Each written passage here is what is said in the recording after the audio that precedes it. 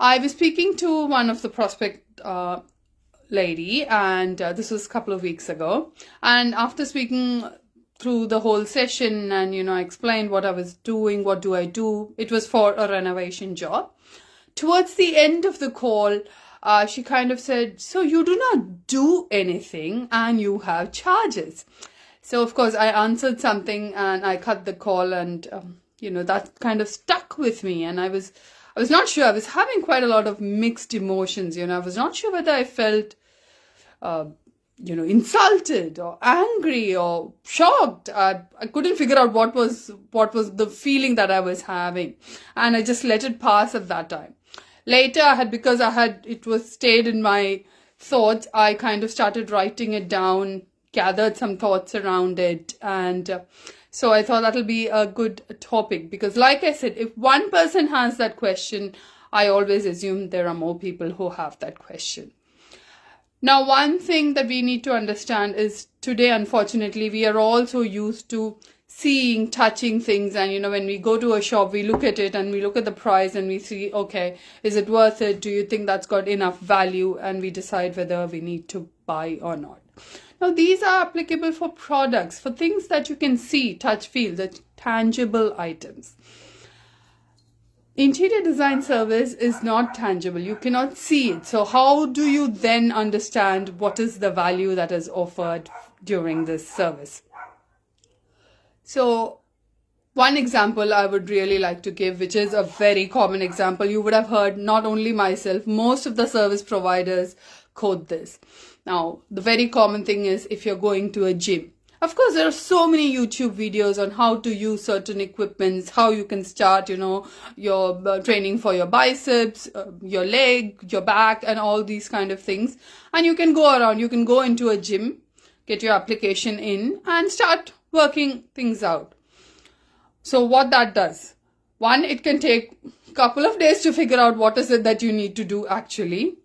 Sometimes you might even say that you're doing things, it's nice, you're feeling good about doing it because you're doing it right, but it doesn't seem to have much of an effect on you. And the last one, which is the worst condition, you don't know, you had an underlying pain on an aspect, and after doing a certain exercise, you actually made it worse. You've landed up with an injury, and now that you've got to see your physician and figure out what's gone wrong. So, those are the things when you're hitting a gym, and those things can easily happen. So what do you do there? You do have a personal trainer there. Now, what does that trainer do? When you're trying to say, what does the trainer do? One, he understands what your requirements are. What's your body type? Do you have any pre-existing conditions? He will ask you questions to figure out, how your current situation is. Then he might ask you to try a few things because he needs to figure out whether that will work for you or not. And then after that, he will give you a set of exercises, and you can see over a period of time, there will be changes that he will make, and you can know you're progressing. Say, for example, when I say my condition, I never knew. I always had a back condition, and I never knew I could do deadlift or even weight training.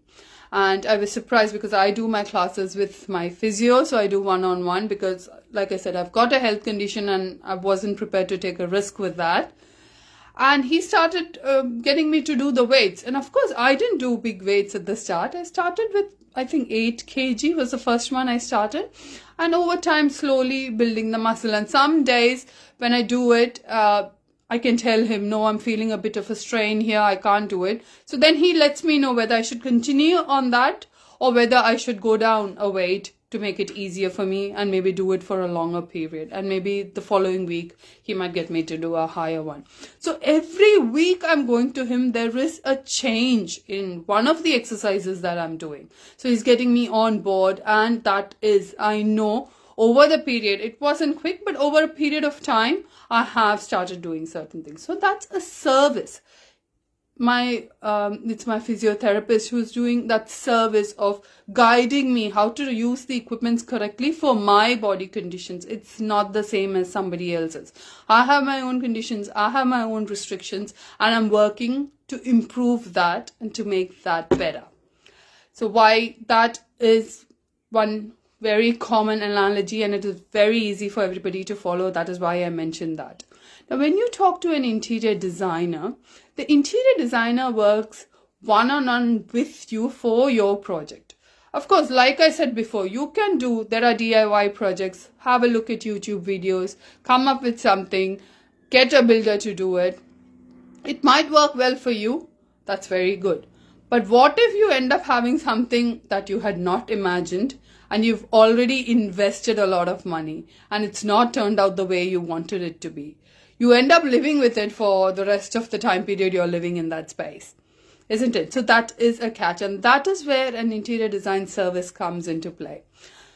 We as designers, we come out to you, we understand your requirement, your family requirement. We give you design solutions based on it. The planning aspect is first taken care of and made sure that works well. Then we go on to the next stage of finalizing materials. After materials and all aspects are finalized, we assist you in finding the right builder to do the job.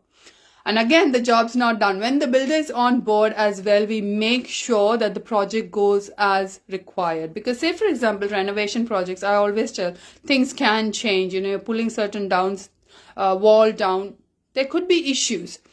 So when we are there in the project, we make sure a decision is made which is perfectly aligned with the client's idea, not something that was easy to build or that just got done easily. So we are still staying true to whatever design discussions we had and making sure it is as close to what we have designed to get you the final result.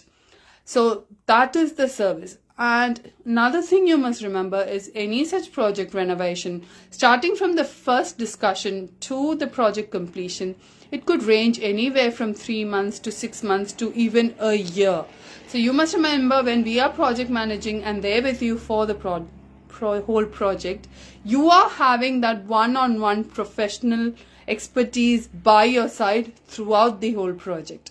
There is someone with you holding hand to get the project done right up to completion. So that is a large amount of time frame and the expertise that we have that we are putting in.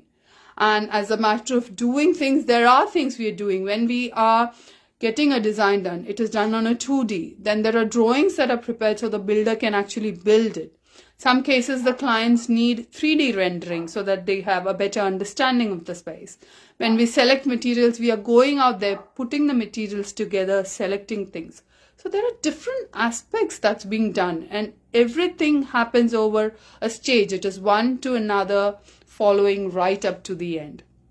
So that is what I wanted to let you know, that when you have an interior designer on board, you have them right from the start to the end, holding your hand through the whole process, making it as easy for you, taking that stress and headache off you and making it as easy for you as you move forward.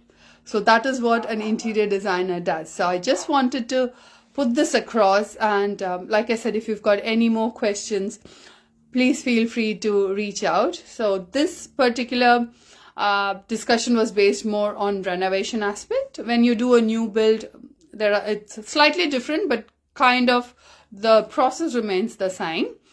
And most of you are aware that I do both. I specialize in renovations, kitchens and bathrooms. And of course, I do new build, where I assist with right from the start, from the review of the plan stage, or later to doing your interior design and decorating aspects as well. So I hope I have made some points clear. Like I said, please feel free to pop your comments, have your questions in, happy to answer. If not, see you again next Thursday with another question and answer session. Have a lovely weekend. Bye.